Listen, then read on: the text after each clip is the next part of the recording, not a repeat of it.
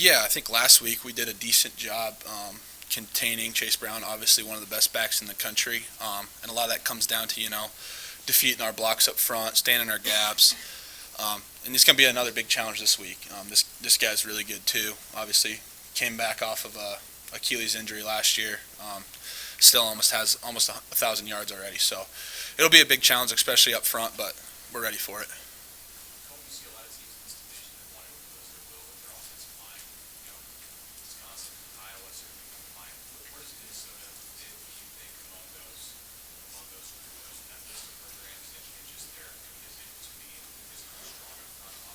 Yeah, I think it's a big thing to them. I think they're up there, like you said, with Wisconsin, Iowa, wanting to establish a run game.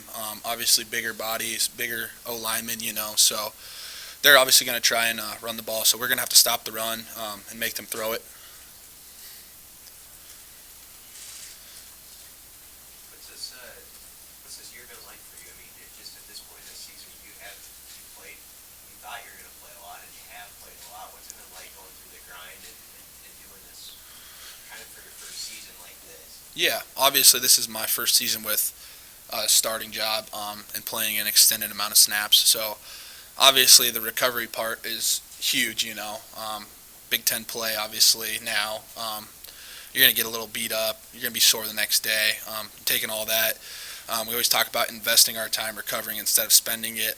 So just kind of having that mindset with trying to get yourself ready for the next game, practice, stuff like that. So.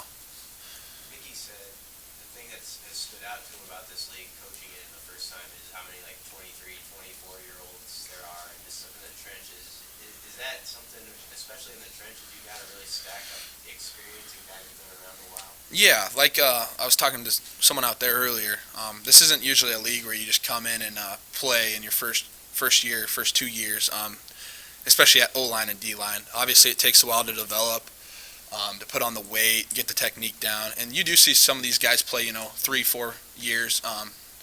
And obviously, each year they're probably going to get better and better. So, yeah, you obviously do see a lot of 4th, 5th, 6th-year guys in those starting roles in this league.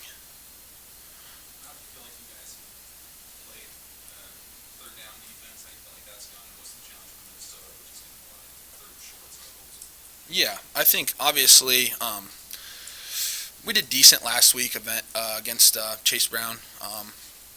I think there's definitely some plays that we wish we had back.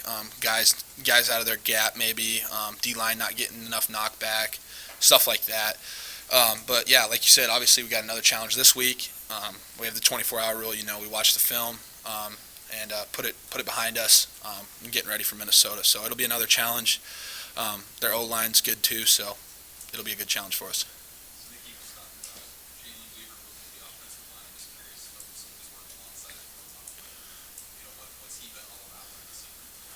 Yeah, I think that's his position at heart. He moves really well. He's an athletic guy. I think you give him a couple years at tackle, he'll be really, really good. So I think that was a good move by our staff. So I think he's liking it too over there, from what I've heard. Oh, I don't know. I just think that's a good question. I don't know. I think he's more just of a natural lineman than he is D lineman.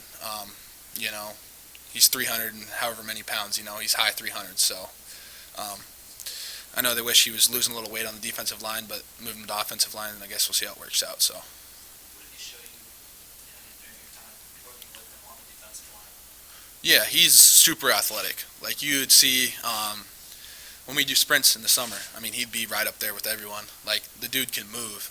If you've seen him in high school, he was a little bit skinnier, but he could move. He could really move. So he's just super athletic. And when you get an athletic tackle, those are going to be good guys if they can move, block.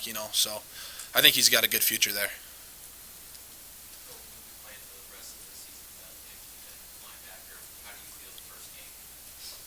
Yeah, I think Nick is obviously a huge part of our defense.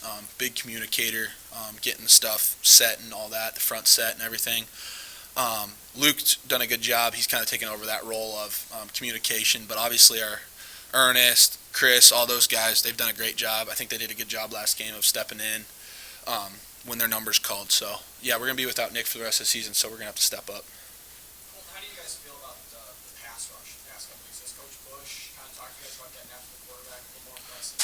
Yeah, I think maybe our pass rush, you haven't seen as many sacks as maybe you would like. I think that's for a couple different reasons. If you really digest these games, maybe there's not as many opportunities as people think to get sacks. Sometimes it'll be three-step where you literally have 2 seconds to get to the quarterback, or maybe they'll be in max protection, stuff like that. So I think they're making it hard on us for sure. Other teams are. They're not just dropping back every play, and holding the ball. So. Now that you've gotten to know Coach Joseph, since he talks to you guys every day now and in the last few months, how much better do you feel like you know him now as opposed to maybe the start of the year? What are some maybe his best qualities that you feel he's brought to this position? Yeah, I think Coach Joseph is a really good coach. He's really personable. He'll tell you what he likes, what he doesn't, what you need to do. And that's a good thing as a head coach, hearing from him maybe when you need to get going a little more or something like that. So I think he's done a really good job of really getting the team together. And as you've seen, we're not giving up or anything like that. So I think he's done a great job of leading us. Not that you didn't know him when he was an assistant coach, but could you tell he made a concerted effort to really connect with the defensive guys just as much? I mean, yeah, he's a real talkative guy. He'll go out of his way to talk to you. Even when he was the wide receivers coach, he'd still be a guy full of energy and like he is now. I mean, I wouldn't really say he's changed much. He's just kind of taking on the leadership role of the whole team now. So he's done a great job. The other side of the football, obviously, with Casey, how does that injury and his uncertainty of his availability on Saturday affect you guys on defense? Yeah, I mean, obviously we're going to be behind anyone who's going to be the quarterback, whether it's Chuba, Logan, whoever it is. So if Casey's down, he's down. We're gonna be fighting for whoever is out there. So. You guys are, I think, 16 point underdogs at home against Minnesota. How's that sit with you? And it's a big underdog. Yeah. Don't care about it. No, yeah, I mean that's gonna light a fire under us. I didn't really know that, but you just telling me that kind of fires me up. So we're gonna practice hard this week. Get ready for Minnesota. Do everything we can to put ourselves in position to win this game.